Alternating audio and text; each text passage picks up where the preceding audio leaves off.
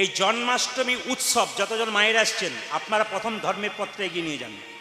জন্মাষ্টমী উৎসব বাড়ির সবাই করবেন। কারা কারা করতে পারবেন না? বাড়িতে যাদের ছোট বাচ্চা আছে বাচ্চা পারবে না, খুব বৃদ্ধ ব্যক্তি আছে তারা পারবে না, অসুস্থ ব্যক্তি আছে যারা তারা পারবেন না। কিন্তু যারা সুস্থ সক্ষম তাদের জন্য সবার কাছে নিবেদন হলো, যিনি জগতের নাথ, যিনি জগতের পতি, যার জন্যে পৃথিবীতে আসা ভগবান শ্রীকৃষ্ণের জন্মাষ্টমী আপনারা 30শে ভাদ্র 31শে শ্রাবণ পালন করুন। এবার বলে রাখি, যদি কেউ পালন করতে সক্ষম না হন তবে আপনাদের বলবো অন্তত আপনারা সেদিন নিরামিষ আহার করবেন। দ্বিতীয়ত, জন্মাষ্টমীর দিনে যদি পারেন, সম্ভব হয়, সবার হবে সম্ভব, একজন শুদ্ধ বৈষ্ণব ভক্তকে বাড়িতে ডেকে একটু সেবা করান। ভগবান শ্রীকৃষ্ণ নিজের মুখে বলেছেন, বৈষ্ণবের বশ কৃষ্ণ, সর্বশাস্ত্রে কয়, এই সব জানিলহ বৈষ্ণবের আশ্রয়। মায়েরা, ভগবান আর একটা কথা বলেছেন, যে আমাকে ভালোবাসে, যে আমার নাম করে, সে আমার ভক্ত। কিন্তু যে আমাকেও ভালোবাসে আবার আমার ভক্তকে ভালোবাসে, তাকে সেবা করায়, সে আমার শ্রেষ্ঠ ভক্ত। তাই বারবার বলবো, জন্মাষ্টমীর দিনে একজন বৈষ্ণব ভক্তকে সেবা করিয়ে আপনি সেই দিনটাতে শ্রেষ্ঠ ভক্ত ভগবানের কাছে হন। জন্মাষ্টমীর দিন ব্রহ্ম মুহূর্তে জাগতে হয় এবং সেই সময় স্নান করতে হয়। স্নানের পর আপনাদের সকলে একটা কাজ আছে, সংকল্প করতে হবে, প্রতিজ্ঞা। এটা আমরা অনেকেই করি না, কিন্তু এটা করতে হয়। যখনই স্নান করবেন, যে কোনো ব্রত করবেন, স্নান করার পর ব্রতের প্রতিজ্ঞা করতে হয়, সংকল্প করতে হয়। জন্মাষ্টমীর দিনে কি বলবেন? হে প্রভু, তোমার জন্ম আজকে, তোমাকে খুশি করার জন্যে, তোমার কৃপা পাবার জন্যে এই জন্মাষ্টমী ব্রত করলাম। তুমি আশীর্বাদ করো যেন এই ব্রত আমি পরিপূর্ণভাবে তোমায় প্রদান করতে পারি। এটা হচ্ছে সংকল্প। এগুলো আপনারা 2-4 দিন পরে ইউটিউবের মাধ্যমে সব কথাগুলো পেয়ে যাবেন। এখানে শুনলে আপনাদের ভালো হবে, হাজার হাজার মানুষ পেয়ে যাবে। একটু শুনে নিন মায়েরা। এই এইদিকে জন্মাষ্টমীর দিনে আপনারা ভগবানকে সাদা ফুল দেবেন। শুদ্ধ মাটি, যেখানে মলমূত্র থাকে না, সেই শুদ্ধ মাটি এনে তার মধ্যে ধূপ দিতে পারেন। শুদ্ধ মাটির উপরে আপনি কি করতে পারেন? প্রদীপ বসাতে পারেন। তবে আপনাদেরকে বলে রাখি, সেদিন বাড়িতে ঘিয়ের প্রদীপ জ্বালাবেন, ভগবানকে সাদা ফুল দেবেন। শুধু তাই নয়, জন্মাষ্টমীর দিনে যদি কেউ নির্জলা উপবাস করতে পারে তবে সবচাইতে ভালো। যদি কেউ নির্জলা না করতে পারেন, আপনি ফল, মিষ্টান্ন, জল খেয়ে আপনি সেই জন্মাষ্টমী ব্রত পালন করুন। কেন? একাদশী ব্রত যেমন, মহা অষ্টমী ব্রত যেমন, সবচাইতে বড় ব্রত হচ্ছে একাদশী, কিন্তু জন্মাষ্টমীটাও কম নয়, এটাও বড় ব্রত। কেন? পৃথিবীর সব জায়গাতে সেদিন জন্মাষ্টমী ব্রত পালন হবে, কত উৎসব হবে। হ্যাঁ মায়েরা, ভগবানকে সেদিন বলতে পারেন ওম ক্লিং কৃষ্ণায় নমঃ, এই মন্ত্রটা বলতে পারলে ভগবান খুব খুশি হয়। হ্যাঁ, এটা নাও বলতে পারেন আপনি, হরে কৃষ্ণ কৃষ্ণ কৃষ্ণ হরে হরে, হরে রাম রাম রাম হরে হরে, এই মন্ত্রটা পর্যন্ত আপনারা বলতে পারেন। জেনে নিন, কৃষ্ণের যেদিন, মায়েরা, কৃষ্ণ যেদিন কংসকে মেরেছিল, সবাই লক্ষ্য করবেন, যে যেখানে বসে আছেন, আপনাদের কি ধারণা? কংসকে আছাড় দিয়ে মেরেছিল না কংসকে কোনো যুদ্ধ করে মেরেছিল? না, ভাগবত বলছে কৃষ্ণকে দেখেই কংস আঁতকে উঠে মরে গিয়েছিল। খুব ভালো করে শুনবেন, কৃষ্ণকে দেখেই কংস আঁতকে, মানে যেটাকে আমরা সাধারণ কথায় হার্ট অ্যাটাক বলি, আঁতকে উঠে মরে গেছিল। একটা কাজ কৃষ্ণ করেছিল, সেটা কি? কৃষ্ণ কংসের চুলের মুঠিটা ধরেছিল, কিন্তু আঁতকে উঠে কংস মারা গিয়েছিল। এই জন্য বারবার বলবো, কৃষ্ণ জন্মাষ্টমীর দিনে আপনারা ভগবানকে কি কি দেবেন?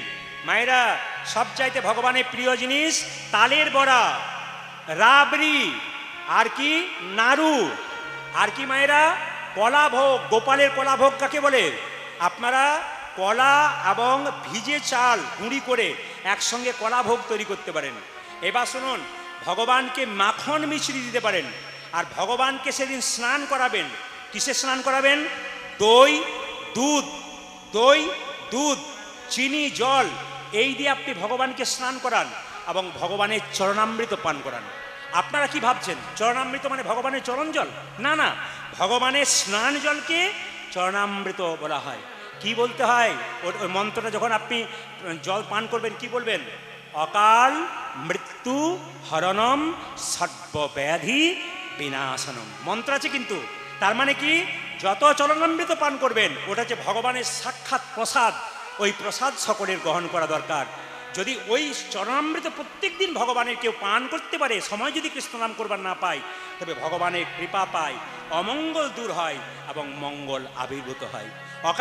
অকাল মৃত্যু হরণম মানে যত চরণামৃত পান করবেন শাস্ত্র অনুযায়ী আমার অকাল মৃত্যু হবে না। আর সর্বব্যাধি বিনাশনম, যেন আমার শরীরে যদি ব্যাধি হয়, হে প্রভু তুমি বিনাশ করো।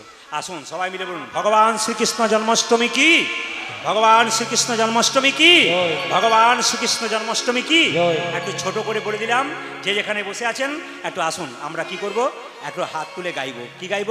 ভজ গৌরাঙ্গ লহ গৌরাঙ্গ জপ গৌরাঙ্গের নাম রে। আজ ভজ গৌরাঙ্গ লহ গৌরাঙ্গ জপ গৌরাঙ্গের নাম রে। ভজ গৌরাঙ্গ লহ গৌরাঙ্গ জপ গৌরাঙ্গের নাম। সবাই বলুন, ভজ গৌরাঙ্গ জপ গৌরাঙ্গ লহ গৌরাঙ্গের নাম রে। যার হাত আছে তিনি তালি দেবেন, যার নাই তার দেবার দরকার নাই। ভগবান যাকে হাত দিয়েছেন, মহাপ্রভু কীর্তন করতেন হাততালি দিয়ে উচ্চস্বরে। আপনাদের উচ্চস্বরে না করে হাতে অন্তত তালি দিন। ক্যামেরা হচ্ছে, গোটা পৃথিবীর মানুষ যারা সনাতন ধর্মের আছেন, অন্য ধর্মের আছেন, তারা দেখতে পারবে যে নদিয়ার মাটিতে মানুষ, ভক্তগণ কি সুন্দর হাততালি দিচ্ছে। কারণ আমি তো প্রত্যেক জেলায় জেলায় যাই, ভক্তরা সবাই আনন্দে করতালি দেয়। আজকে আপনারা করতালি দিন, সবাই হাত তুলুন। ভজ গৌরাঙ্গ লহ গৌরাঙ্গ জপ গৌরাঙ্গের নাম রে। উলধ্বনি। আজ ভজ গৌরাঙ্গ লহ গৌরাঙ্গ জপ গৌরাঙ্গের নাম রে। জানা গৌরাঙ্গ ভজে সে হয় আমার প্রাণ রে। নিতাই গৌর হরি। আজ যে জন গৌরাঙ্গ ভজে সে হয় আমার প্রাণ রে। জানা গৌরাঙ্গ ভজে সে হয় আমার প্রাণ রে। যে গনা গৌরাঙ্গ ভজে সে ভয় আমার প্রাণ রে। ভজ গৌরাঙ্গ লহ গৌরাঙ্গ জপ গৌরাঙ্গের নাম। উলধ্বনি। আজ ভজ গৌরাঙ্গ লহ গৌরাঙ্গ জপ গৌরাঙ্গের নাম রে। ভজ গৌরাঙ্গ লহ গৌরাঙ্গ জপ গৌরাঙ্গের নাম। ভজ গৌরাঙ্গ লহ গৌরাঙ্গ লহ গৌরাঙ্গের নাম রে। ভজ গৌরাঙ্গ গৌরাঙ্গ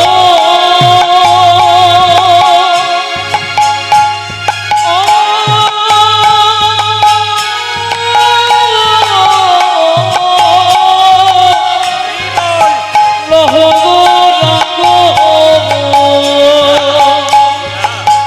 তুমি রাজ গৌরাঙ্গের নাম রে।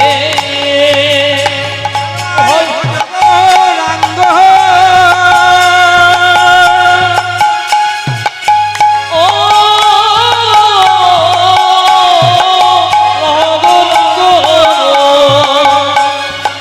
লহ গৌরাঙ্গের নাম রে।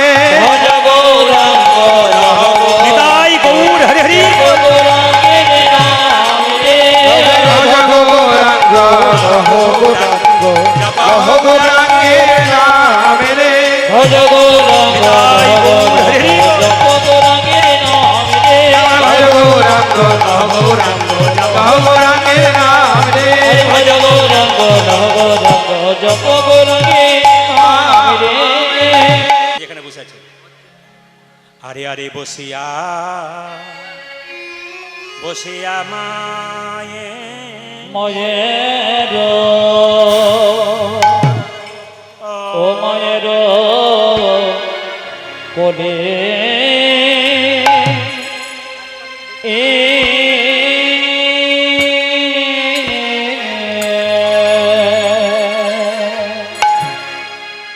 বসিয়া মায়ের কোলে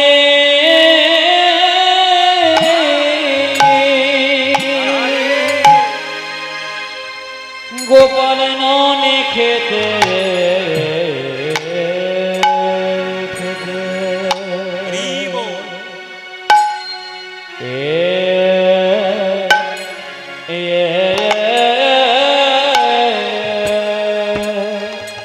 গো ও ও দে গোপাল বলে মা গো জামে গোষ্ঠে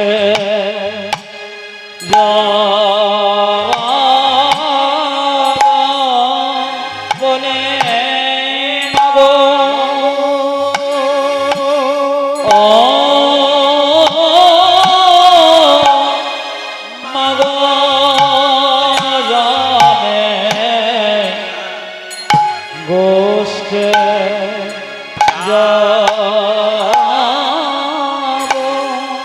বলে মাগো ও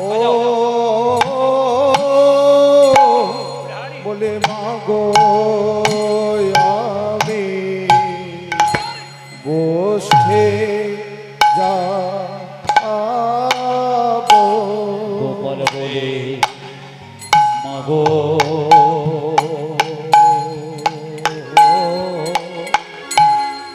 মাগো রামে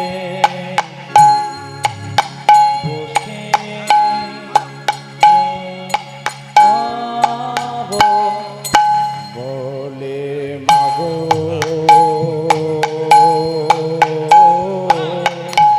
বলে মাগো আমি গোষ্ঠে যাবো বলে মাগো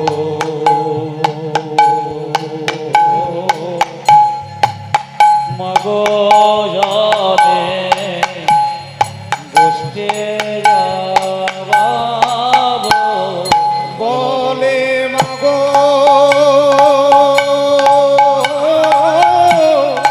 মাগো আমি গোষ্ঠে যাবো গোপনে বলে মাগো মাগো রামে বসতে যাবো বলে মাগো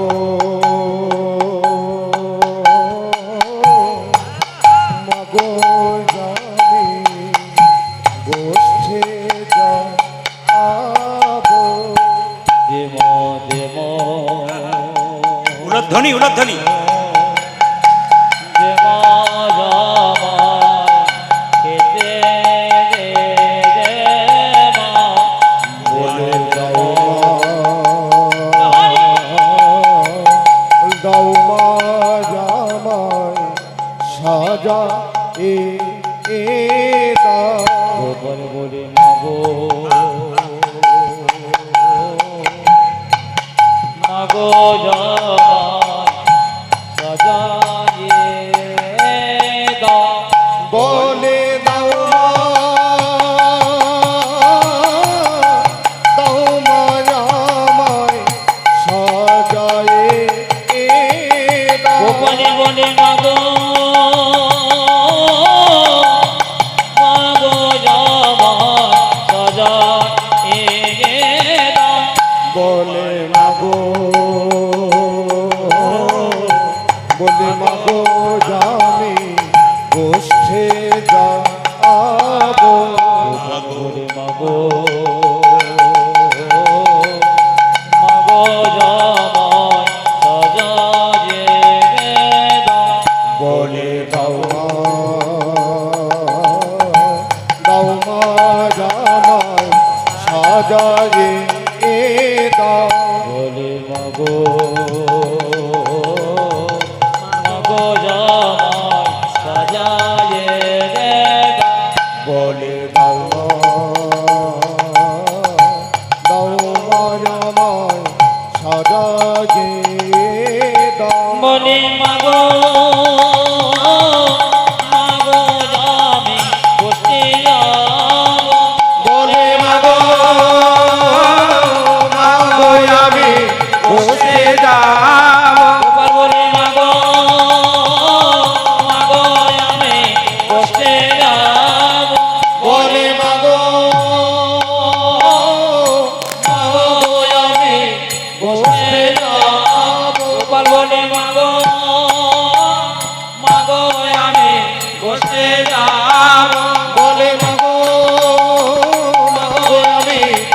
যাব বলে মাগো মাগো আমি গোষ্ঠে যাব বলে মাগো মাগো আমি গোষ্ঠে যাব বলে মাগো মাগো আমি গোষ্ঠে যাব বলে মাগো মাগো আমি আমি গোষ্ঠে যাব ও ও ও ও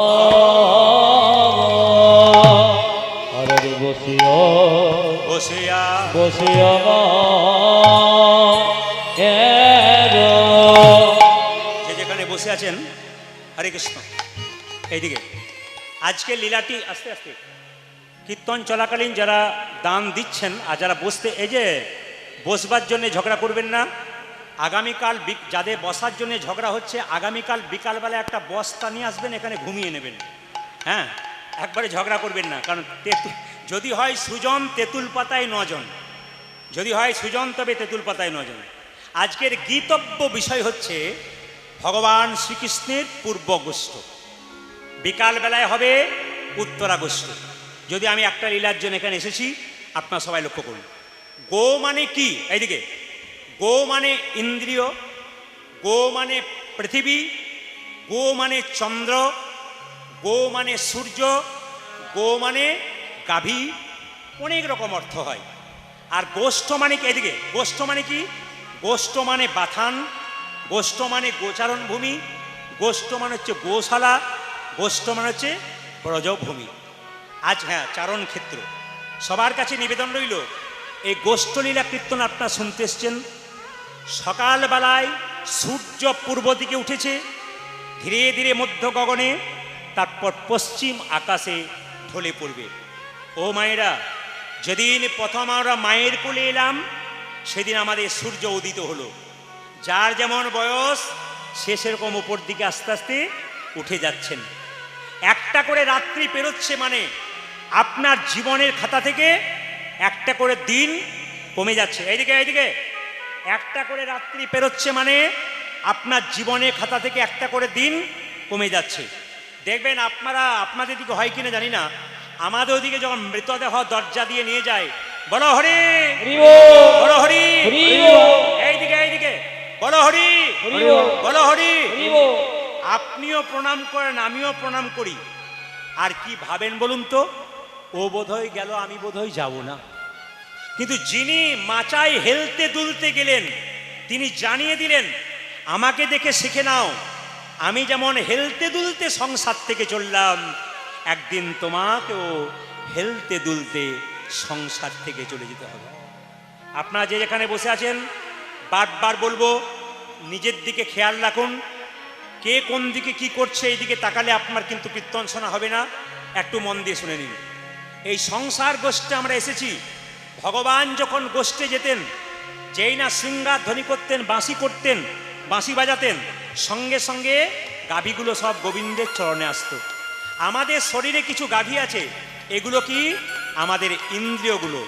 কাম, ক্রোধ, লোভ, মোহ, মদ, আশ্চর্য, মন, বুদ্ধি, অহংকার, এই যে ইন্দ্রিয়গুলো লাফালাফি করছে, এদিক ওদিক ঘুরে বেড়াচ্ছে।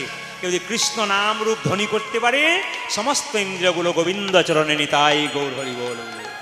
তবে একটা কাজ করতে হবে, এইদিকে এইদিকে গোষ্ঠীর তত্ত্ব শুনতে গেলে একটা কাজ করতে হবে। কি? যে যেখানে বসে আছেন মায়েরা, বলছে একটা মেয়ের বাবা কন্যাকে পাত্রস্থ করার জন্যে ছেলের বাবার হাত ধরে বারবার মিনতি করে, আমার মেয়েকে আপনি হাতে নিন। ঠিক সেরকম আমাদের দেখবেন সব চাইতে ইন্দ্রিয়ের রাজা হলো মন। এ বড় চঞ্চল। এই মনরূপী কন্যাকে যদি আপনি গোবিন্দের চরণ অর্পণ করতে চান, তাহলে গুরুচরণ আপনাকে নিতাই গৌর হরি বল ধরে, গুরুচরণ ধরে গোবিন্দের চরণে আমাদের মনটাকে কিন্তু দিতে হবে। সবাই লক্ষ্য করুন মায়েরা। তবে একটা কাজ করুন, আমাদের ইন্দ্রিয়গুলোকে যাতে আমরা একসঙ্গে এক জায়গায় করতে পারি, তাই সবাই মিলে একটু নাম রূপ ধ্বনি করুন। 16 নাম 32 অক্ষর সবাই মিলে গাইবেন, একসঙ্গে গাইবেন। বলুন হরে কৃষ্ণ হরে কৃষ্ণ, সবাই বলবেন কিন্তু, কৃষ্ণ কৃষ্ণ হরে হরে হরে হরে রাম হরে রাম।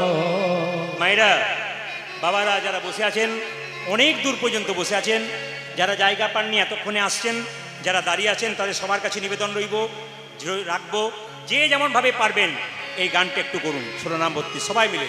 যদি বলতে না পারেন হাতে একটু তালি দেবেন, বললে খুব খুশি। বলুন, হরে কৃষ্ণ হরে কৃষ্ণ কৃষ্ণ কৃষ্ণ হরে হরে হরে রাম হরে রাম রাম রাম হরে উলধ্বনি জপ হরে কৃষ্ণ হরে কৃষ্ণ কৃষ্ণ কৃষ্ণ হরে হরে হরে রাম হরে রাম রাম রাম হরে হরে।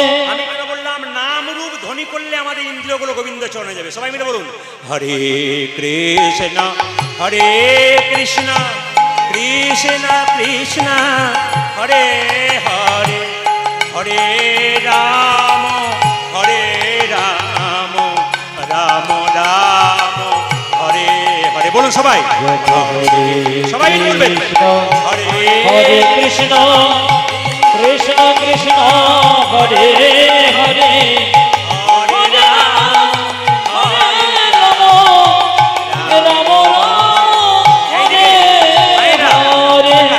এই গানটিতে নরোত্তম ঠাকুর কতগুলো কথা যোগ দিয়েছে, একটু বলবো। জপরে নাম অবিশ্রাম 16 নাম 32 অক্ষর মানব জনম দুর্লভ জনম এমন জনম নিতাই গৌর হরি বল। বলুন, কৃষ্ণ হরে হরে কৃষ্ণ কৃষ্ণ কৃষ্ণ কৃষ্ণ হরে হরে হরে রাম হরে রাম রাম রাম হরে হরে। আপনাদের গাইতে হবে না, শুধু শুনতে বলেছি। নরোত্তম ঠাকুর বলছেন, জপরে নাম অবিশ্রাম 16 নাম 32। আচ্ছা, এর ফাঁকে বলি, এই 16 নাম 32 অক্ষর প্রথমে কিন্তু কলি সন্তরণ উপনিষদে লেখা আছে, হরে রাম রাম রাম হরে হরে হরে কৃষ্ণ কৃষ্ণ কৃষ্ণ হরে হরে। প্রথম কিন্তু এটা ছিল, জপরে নাম অবিশ্রাম 16 নাম 32 অক্ষর মানব জনম দুর্লভ জনম এমন জনম হবে না রে। হরে হরে কৃষ্ণ হরে কৃষ্ণ কৃষ্ণ কৃষ্ণ হরে হরে হরে রাম হরে রাম রাম রাম হরে হরে। নরোত্তম কি বলো, নরোত্তম ঠাকুর, নরোত্তম বলে শোনো গোলকের প্রেম ধন হরির নাম সংকীর্তন কলির জীবের ঘরে ঘরে। উলধ্বনি, হরে কৃষ্ণ হরে কৃষ্ণ কৃষ্ণ কৃষ্ণ হরে হরে হরে হরে রাম হরে রাম মায়েরা সবাই মিলে নরোত্তম ঠাকুরকে প্রণাম করুন। নরোত্তম ঠাকুর প্রণাম করুন। নরোত্তম বলে শোনো গোলকের প্রেম ধন হরির নাম সংকীর্তন কলির জীবের ঘরে ঘরে। বলুন, হরে কৃষ্ণ হরে কৃষ্ণ কৃষ্ণ কৃষ্ণ হরে হরে হরে রাম হরে রাম রাম রাম হরে বলো, হরে কৃষ্ণ কৃষ্ণ কৃষ্ণ কৃষ্ণ হরে হরে হরে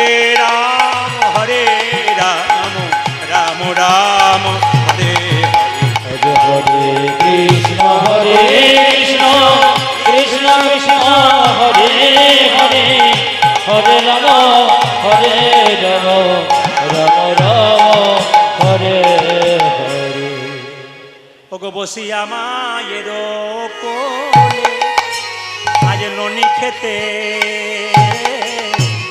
খেতে দোলে গোপাল বলে মাগো অয় অয়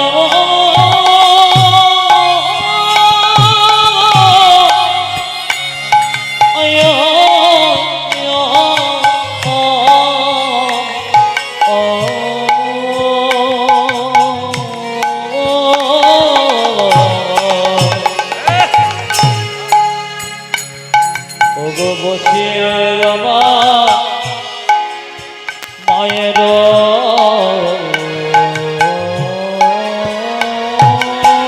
কাঁদে।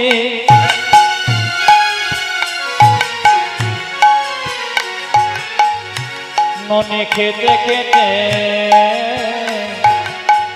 খেতে গোডে হেন কালে সিদাম এলো নিবে।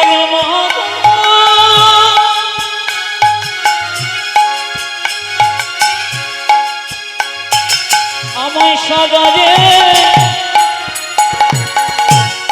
বটতলে বসায়ে রাখি মা ওরে সবরা খালের রাজা করে বসায়ে রাখি মা। মাগো সবরা খানের রাজা করে বসালে রাখি মা। সবরা খালের রাজা করে বসায়ে রাখি মা।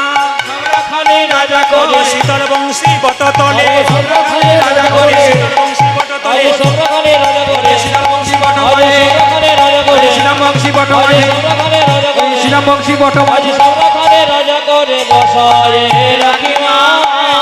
আমার গোপাল আর কি করে বলে জানো?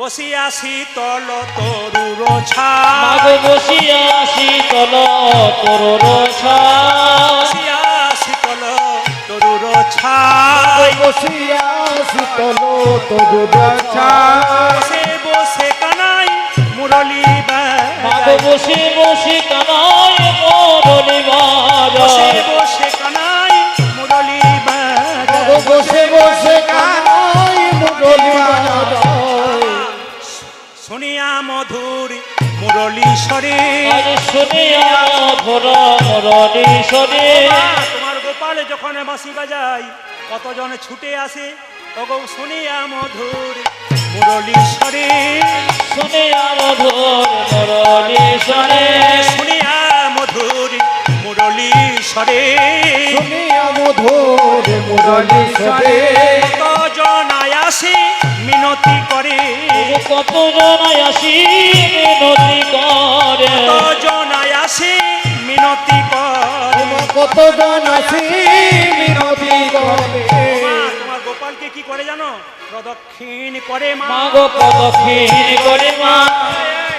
সারা কারারে বললাম তো জানি না, মর্তের কোনো মানুষ নয়, কোথা থেকে আসে বুঝতে পারি না। তোমার গোপালকে সে কি করে জানো? প্রদক্ষিণ করে মা। প্রদক্ষিণ করে মা প্রদক্ষিণ করে মা। প্রদক্ষিণ করে মা। তোমার গোপালের চারিপাশে প্রদক্ষিণ করে রে। তোমার গোপালের চারিপাশে প্রদক্ষিণ করে মা। তোমার গোপালের চারিপাশে প্রদক্ষিণ করে মা। তোমার গোপালের চারিপাশে প্রদক্ষিণ করে মা ও মা আবার কি করে জানো?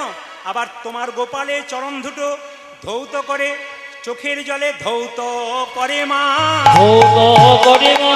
ধৌত করে মা। বলি ধৌত করে মা ও যে তোমার গোপালের চরণ যুগলে ধৌত করে মা। আজ তোমার গোপালের চরণ যুগলে নয়ন জলে ভেসে মাগো ভেসে তোমার গোপালের চরণ যুগলে নয়ন জলে ভেসে ভেসে তোমার গোপালের চরণ যুগলে নয়ন জলে ভেসে ভেসে আজ তোমার গোপালের চরণ যুগলে নয়ন জলে ভেসে আজ তোমার গোপালের চরণ যুগলে ধৌত করে মা।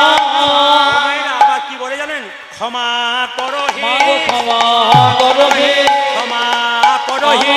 ক্ষমা করো হে তুমি পিতা আমি পুত্র ক্ষমা করো হে। ওগো তুমি পিতা আমি পুত্র ক্ষমা করো হে।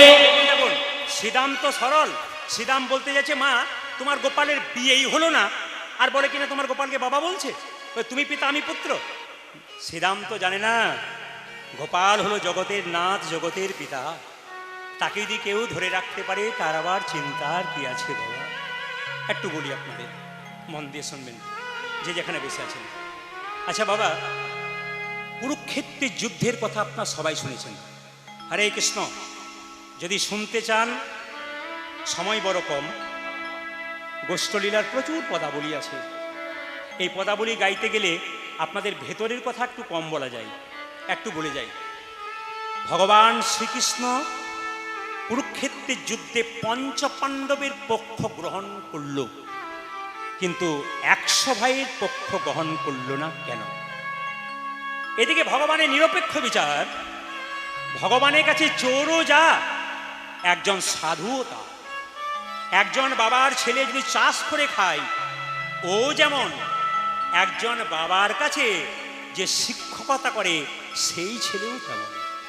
তাহলে কৌরবরা কৌরবদের পক্ষ ভগবান গ্রহণ করলেন না, পঞ্চপাণ্ডবদের পক্ষ গ্রহণ করলেন কেন? একটু শুনে নিন ভগবান কেন করলেন। এখন সবাই লক্ষ্য করুন ওদের কেন ত্যাগ করলেন। আপনার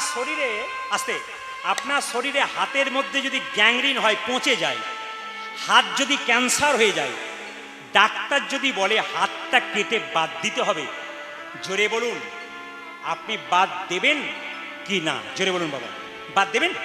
হ্যাঁ বাদ দেবেন। কেন? এই হাতটার জন্য যদি আমার গোটা শরীরটা চলে যায়, তাহলে আমার হাতটা কেটে ফেলে দেওয়াই ভালো। ভগবান দেখলেন কৌরবরা অধার্মিককে যদি নষ্ট না করা যায়, ওদেরকে যদি দূরে সরানো না যায়, তবে ধর্ম কোনোদিন প্রতিষ্ঠা হবে। খুব গভীর কথা, এ কথা শুনলে আপনাদের জীবন জুড়িয়ে যাবে, এত গভীর কথা শুনবেন। ভগবান তাই কি করলেন? কৌরবদের পক্ষ গ্রহণ করলেন না, পঞ্চপাণ্ডবের পক্ষ গ্রহণ করলেন। আর একটা কারণ আপনাদের বুঝিয়ে দিই। কুরুক্ষেত্রের যুদ্ধের আগে কৃষ্ণ একদিন কপট নিদ্রায় নিদ্রিত, মানে কৃষ্ণ একদিন ঘুমিয়ে পড়েছে, চালাকি করে চোখ মুজে ঘুমিয়ে পড়েছে। সেই দিন কুরুক্ষেত্রের যুদ্ধের আগে একবার দুর্যোধন যাবে তার কাছে, আর অর্জুন যাবে তার কাছে কিছু চাইতে। কৃষ্ণ চালাকি করে নিজের চরণে একটা আসন রেখেছে, আর নিজের মাথার সামনে একটা সিংহাসন রেখে দিয়েছে। সবাই তাকাবেন, যে যেখানে বসে আছেন। দুর্যোধন ছুটে গিয়ে মনে মনে ভাবলো, এই তো কৃষ্ণ মানের মান জানে, তাই তো আমার জন্য সিংহাসন দিয়েছে। দুর্যোধন গিয়ে সিংহাসনে বসে দিয়েছে, আর অর্জুন কি করেছে? চরণতলে আসনের মধ্যে বসে আছে। অর্জুন জানে ঘুম থেকে যখন ভগবান উঠবে, তখন প্রথম দুর্যোধনকে দেখবে না, প্রথম আমার মুখ দর্শন। হরি বল, হরি বল। এই জন্য আমি আপনাদের বারবার বলেছি গানের মাধ্যমে, যে বাড়িতে শুয়ে থাকবেন কৃষ্ণের ছবি রাখবেন। আপনি ঘুম থেকে উঠে কৃষ্ণকে দেখতে পান না পান, কৃষ্ণ তো আপনাকে দেখতে পাবে। শাস্ত্র আরো কথা বলেছে, করাগ্যে বসতে লক্ষ্মী করমূলে তু সরস্বতী করমধ্যে গোবিন্দম প্রভাতে করদর্শনম। হ্যাঁ, আপনারা যদি এই কাজটা করতে পারেন, সকালবেলায় ঘুম থেকে উঠে কিচ্ছু করার দরকার নেই, ঘুম থেকে উঠে নিজের হাতটাকে দেখবেন। শাস্ত্র বলছে গোবিন্দ দর্শন হয়। করাগ্রে বসতে লক্ষ্মী করমূলে তু সরস্বতী করমধ্যে গোবিন্দম প্রভাতে করদর্শনম। দুর্যোধন কি করলো? সিংহাসনে বসে পড়ল। দেখুন, চেয়ারে বসা ভালো, কিন্তু চেয়ারের উপরে বসে পা উঠিয়ে যদি পা দোলাই, এটা কিন্তু ভালো নয়। ভালো করে শুনবেন, একবারে দামি কথাগুলো শুনবেন, একবার অমৃতের মতো, হীরার মতো কথা। এ কথা পাওয়া যাবে না, এ গভীর পড়াশুনো করতে হয়। প্রত্যেক দিন সংসারের সমস্ত কাজ বাদ দিয়ে যেন মনে হয় ওই জায়গাতেই ডুবে থাকি। শুনবেন, অর্জুন কৃষ্ণের চরণতলে বসে আছে, আর দুর্যোধন সিংহাসনের ওপরে পাটা চাপিয়ে পাটা দুলাচ্ছে, আর বাতাসে দুর্যোধনের পায়ের ধুলা গোবিন্দের মাথায় পড়ছে। দেবতারা অভিশাপ দিলেন, দুর্যোধন, কত যোগী, কত মুনি, কত ঋষি গোবিন্দের চরণ পাবার জন্য কাঁদে, আর তুমি গোবিন্দের মাথায় চরণের ধুলো দিয়ে দিচ্ছ। তোমার তো দুষ্টের দমন তো হবেই, অভিশাপ দিলাম। দেবতারা বলল। ভগবান অর্জুনকে জিজ্ঞেস করলো, অর্জুন তুমি কি চাও? অর্জুন বলল, প্রভু আমি সেনাবাহিনী চাই না, আমি অস্ত্র চাই না, আমি তোমাকেই চাই না। তাই গৌর আমি আপনাদের বলতে চাই, অর্জুন বলল আমি কাকে চাই? আমি তোমাকেই চাই, কারণ তুমি তো আমার পরম।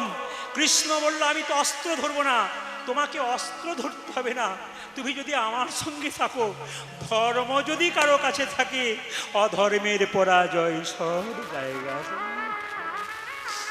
শুনবেন শুনবেন শুনবেন, যে যেখানে বসে আছেন, বাবা এইদিকে কমিটি যারা আছেন, ধীরে ধীরে সবাই লক্ষ্য করুন।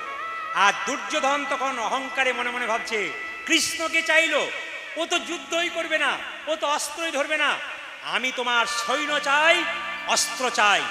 দুর্যোধন যখন বাড়ি ফিরে গেল, শকুনি দুষ্ট হতে পারে কিন্তু বুদ্ধিমান ছিলেন। তিনি বললেন, দুর্যোধন কি চাইলে? বলে, আমি অস্ত্র শস্ত্র চাইলাম। অর্জুন কৃষ্ণকে চেয়েছে। তখন শকুনি মনে মনে ভাবলো, আর তোমাকে রক্ষা করা যাবে না। এইখানেই বুঝলাম যুদ্ধের ফলাফল নির্বাচন হয়ে গেছে। তাই আপনাদের সামনে নিবেদন রইল বাবা, যে যেখানে বসে আছেন একটু মন দিয়ে শুনে নেবেন। কৃষ্ণ কেন পঞ্চপাণ্ডবের পক্ষ গ্রহণ করেছে? একটা কারণ আছে, দ্রৌপদীর কারণে। এইদিকে কেউ যদি অপরের অমঙ্গল কামনা করে তবে নিজের অমঙ্গল আগে হয়। কেমন একটু প্রমাণ দিয়ে দিই আপনাদেরকে। যখন দেখবেন দ্রৌপদী একদিন গঙ্গায় স্নান করতে গিয়েছিল, একজন মুনি গঙ্গায় স্নান করছিল, আর যখন কাপড়টা জলে ভেসে গিয়েছিল তখন কি করেছিল না, কাপড়টা যখন জলে ভেসে গিয়েছিল তখন মুনি বলেছিল, মা একটু কাপড় দাও। দ্রৌপদী টুকরো করে কেটে মুনিকে একটু কাপড় দিয়েছিল। তখন দ্রৌপদীকে মুনি বলেছিল, এই কাপড় তুমি একদিন বহু করে পাবে। আর একটা আশীর্বাদ তার ছিল, কোথায় বলুন তো?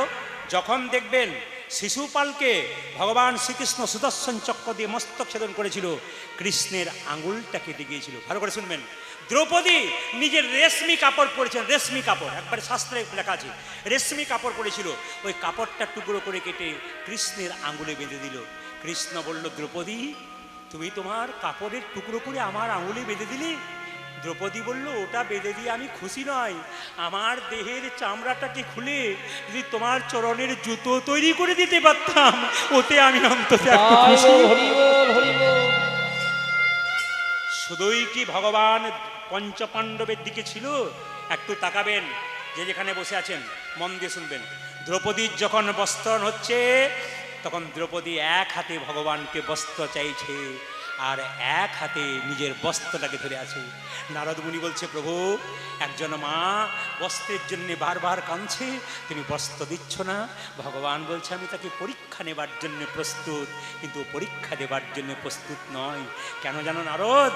যে দুহাত তুলে ডাকে না, আমি তার কাছে কোনোদিনই যাই না। যেই না দ্রৌপদী দুহাত তুলেছে, যা কিছু আমার সকলিয়া তোমার, আমারই কেবল তুমি, জীবনে মরণে জনমে জনমে প্রাণনাথ হয়েও তুমি, এই বলে যে না হাত তুলেছে, ভগবান বসন জোগাড় করছে।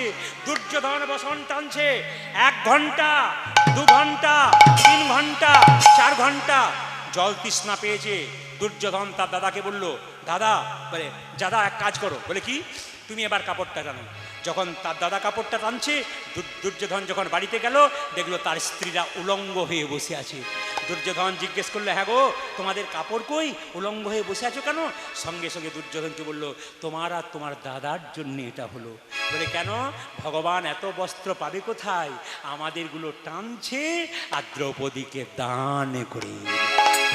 তার মানে কি? যে অপরের অমঙ্গল চাই তার অমঙ্গল আগে হয়। একটু কথা আপনাদের বলে যাই, এই দেহের মধ্যেই কিন্তু পঞ্চপাণ্ডব আছে, আর এই দেহের মধ্যেই দ্রৌপদী আছে। যেহেতু আজকে দেহতত্ত্বের গান, আমরা গোষ্ঠী এসেছি, আমাদের কর্তব্য কি আছে, এই জন্য একটু দেহতত্ত্বের কথা আপনাদের বলে যাই। এই দেহেই আছে যুধিষ্ঠির মহারাজ। যুধিষ্ঠিরকে কুরুক্ষেত্রের যুদ্ধে যুধিষ্ঠির যেমন ধর্মের পক্ষে ছিল, যুধিষ্ঠির ধর্মরাজ বলে পরিচিত হয়েছিল। যুধিষ্ঠির যেমন স্থির ছিল, যে ব্যক্তি সংসার যুদ্ধক্ষেত্রে নিজেকে ধর্ম নিয়ে বসে থাকবে আর স্থির থাকবে, তার মধ্যে যুধিষ্ঠির মহারাজ বর্তমান আছে।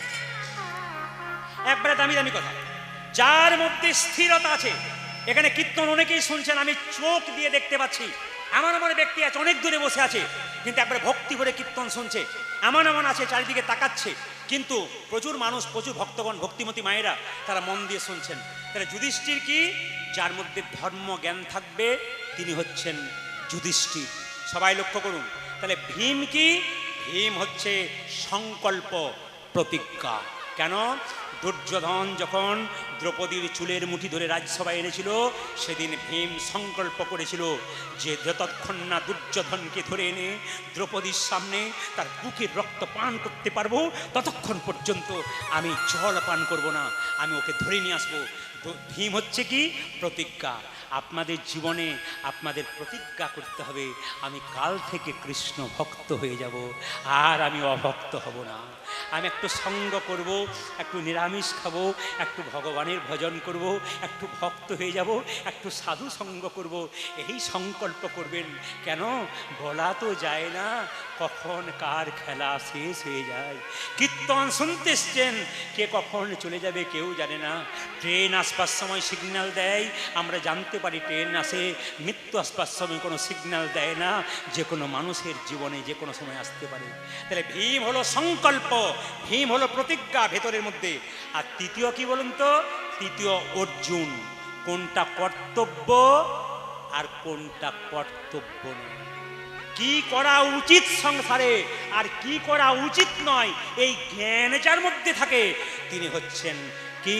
তার নাম হচ্ছে অর্জুন। অর্জুনের এক নাম কি ছিল? গোরাকুশ। কেন? ঘুমকে জয় করেছিল বলে। অর্জুনের এক নাম কি ছিল? সব্যসাচী। দুহাত একসঙ্গে চলতো, তাকে সব্যসাচী বলা হয়। আর অর্জুনের একটা নাম ছিল ধনঞ্জয়।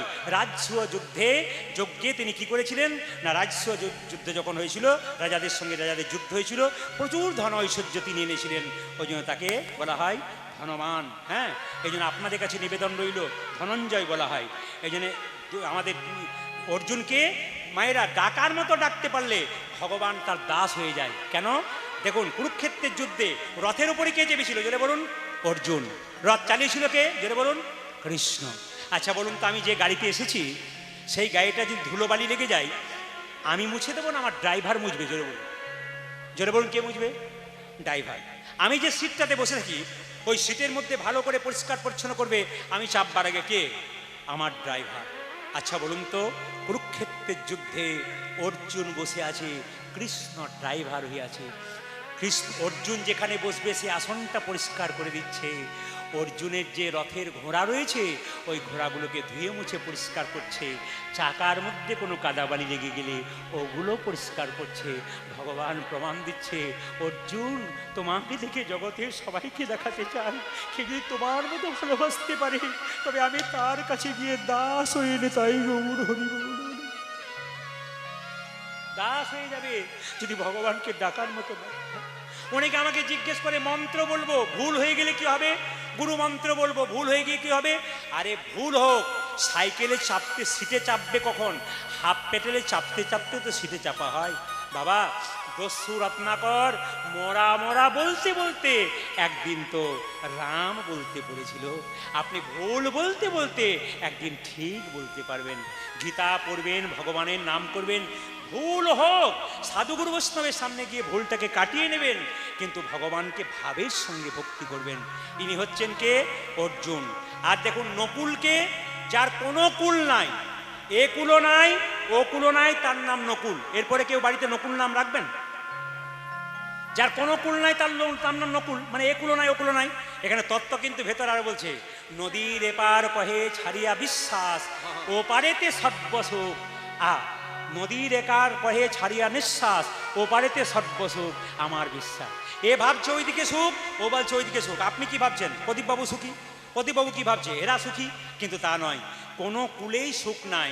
যার জীবনে সুখ এসেছে জানবেন তার দরজাতে দুঃখ বেল বাজাচ্ছে আপনার কাছে আসবে বলে। আর যার জীবনে দুঃখ এসেছে তার দরজাতে সুখ বেল বাজাচ্ছে এবার আসবে বলে।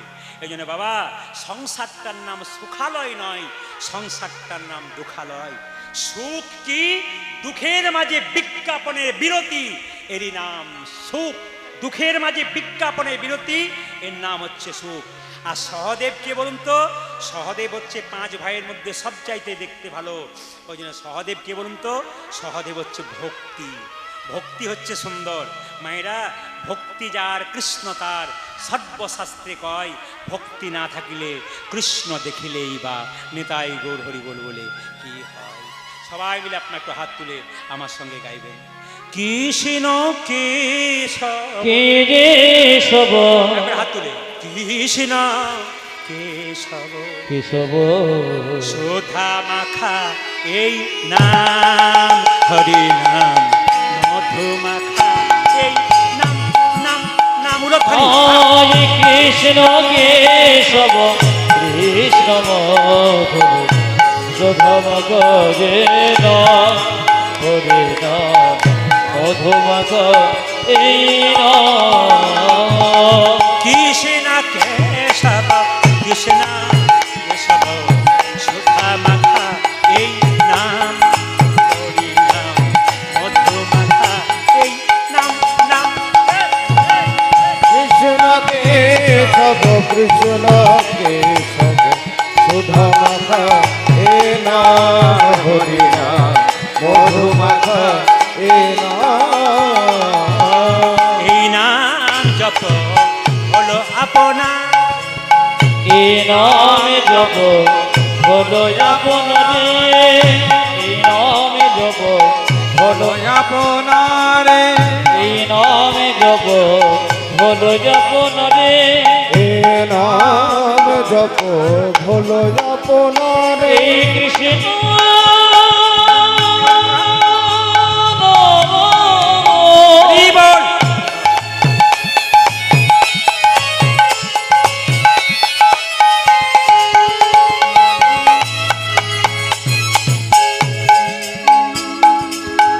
এই মধু মথুর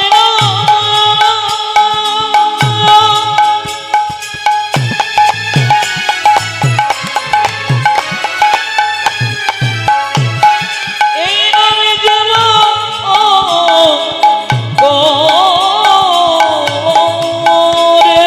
উলধ্বনি উলধ্বনি উলধ্বনি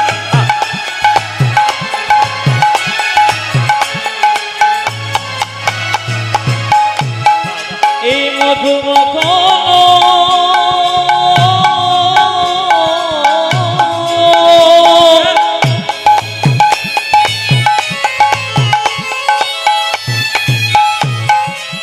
সুধা মখ কৃষ্ণের নাম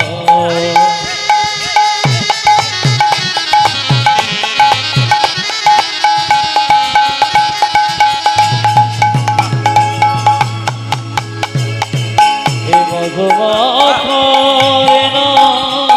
আরে। জীব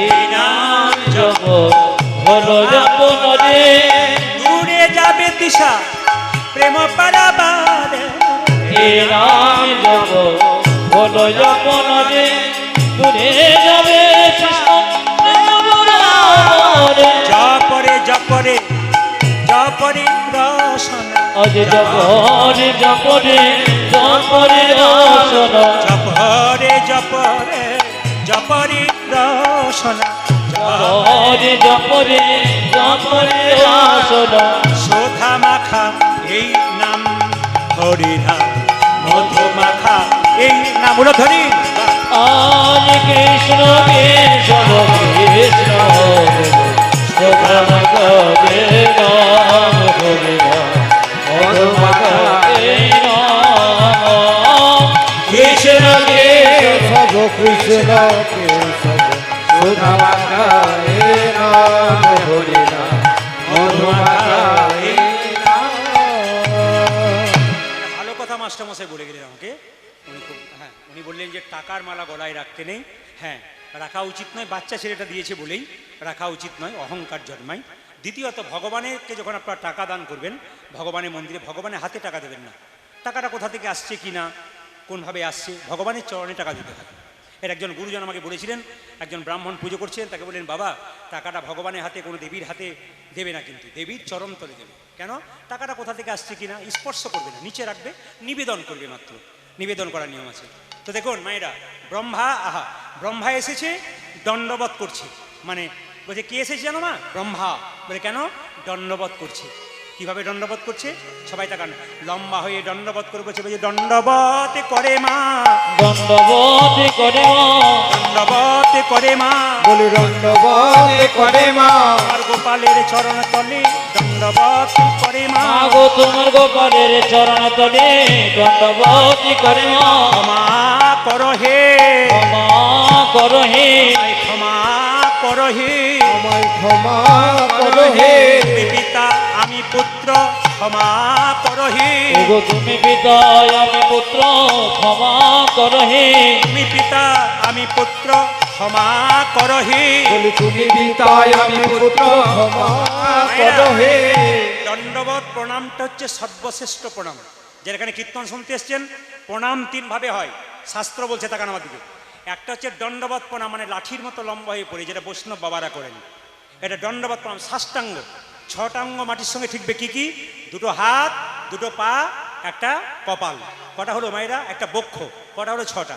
কিন্তু মায়েরা কিন্তু দণ্ডবত প্রণাম করতে পারবেন না। আপনার পঞ্চাঙ্গে প্রণাম করবেন, হাঁটু গেড়ে প্রণাম করবেন, দুটো পা, দুটো হাত, একটি কপাল, এই পাঁচটা অঙ্গ দিয়ে আপনি প্রণাম করবেন। একটা ত্রিঅঙ্গ প্রণাম। ত্রিঅঙ্গ মানে অনেকে দেখবেন মন্দিরে যায় না, এরকম করে দুটো হাত নিয়ে এরকম করে কপালে ঠিকই প্রণাম করে, এটা অধম প্রণাম। এখন একটা প্রণাম আছে, দেখলেই স্কিন টাচ প্রণাম। ওটার নাম হচ্ছে স্কিন টাচ প্রণাম। কিছু মনে করবেন না, কদিন আগে আপনাদের নদিয়াতেই গান করছিলাম, আসরটার নাম করবো না, কারণ যার বাড়িতে বাসা আছি সেই বাসাতে যখন ছিলাম তখন দেখছি ওনার বৌমা বাইরে থাকে, এসেছে, বাবাকে দেখি প্রণাম করছে, আমাকে প্রণাম করছে, তো দেখছি বাবার হাঁটুতে প্রণাম করছে। তো বাবা বলছে, তুমি হাঁটুতে প্রণাম করছো কেন? আসলে জিন্সের প্যান্ট পরেছে, এখানটা ফাটা আছে, যদি আরও ফেটে যায় ওই ভয়ে ওই ওপর থেকে প্রণাম করছে আর কি। মানে প্রণামটা কোন জায়গায় গেছে। তবে আপনাদের বলে যায় মায়েরা, দেবদেবীকে প্রণাম করবেন ডান দিকে রেখে, ভগবানকে প্রণাম করবেন বাঁ দিকে রেখে, আর সাধুগুরু বৈষ্ণবকে প্রণাম করবেন কোন দিকে? সোজা রেখে। কি বললাম মায়েরা? সামনাসামনি প্রণাম করবেন। একটা কথা বলি, আপনারা যখন ভগবানকে প্রণাম করবেন বা কোনো ব্যক্তিকে প্রণাম করবেন, নামের ঝোলা হাতে নিয়ে প্রণাম করবেন না। অনেকে নামের ঝোলা হাতে নিয়ে দেখবেন কেউ কাউকে প্রণাম করে দেয়। কোনো ব্যক্তিকে প্রণাম করতে গেলে নামের ঝোলা, জপমালা হাতে নিয়ে কিন্তু কোনোদিন প্রণাম করবেন না। তবে ভগবানের চরণে যখন প্রণাম করবেন, তিনভাবে প্রণাম করতে হয়, কায়, মন আর বাক্য। এটা কিন্তু নতুন কথা শুনবেন। কায়, মন, বাক্য মানে কি? আপনার শরীরটাকে ভগবানের চরণে লম্বা হয়ে পড়ে বলবেন, হে প্রভু, এই দেহ তোমার দেওয়া, তোমার চরণে আমি দিয়ে দিলাম। আর মন কি? মানে মন মানা ভাব মদ ভক্ত মদ জাজিমাং নমস্কুরু। তুমি কিছু দেবে আর না দেবে, তোমার মনটা গোবিন্দের চরণে দাও। আর বাক্য মানে কি? বাক্য মানে হচ্ছে যখন ভগবানকে প্রণাম করবেন, হে কৃষ্ণ করুণা সিন্ধু দীনবন্ধু জগৎপতি গোপেশ গোপিকা কান্ত রাধা কান্ত নমস্তুতে। বলছে মা আর কি দেখলাম জানো? হংসের পরে চড়ি চতুর্মুখে মন্ত্র। আজ হংসের পরে চড়ে চতুর্মুখে মন্ত্র পড়ে। হংসের পরে চড়ি চতুর্মুখে মন্ত্র পড়ি। হংসের পদে চড়ি চতুর্মুখে মন্ত্র পড়ি। মায়েরা স্তব করে তোমার গোপালের চারিপাশে। তব করে কানাজের পাশে। তব করে গোপালের চারিপাশে। তবে করে গোপাল চারিপাশে। মা আরেকজন আছে, ক্ষিপ্ত প্রায় একজন বিষপৃষ্ঠে আরোহণ। আজ ক্ষিপ্ত প্রায় একজন বিষপৃষ্ঠ আরোহণ। ক্ষিপ্ত প্রায় একজন বিষপৃষ্ঠে আরোহণ। ঠিক তো প্রায় একজন বিশ্বপৃষ্ঠে আরোহণ।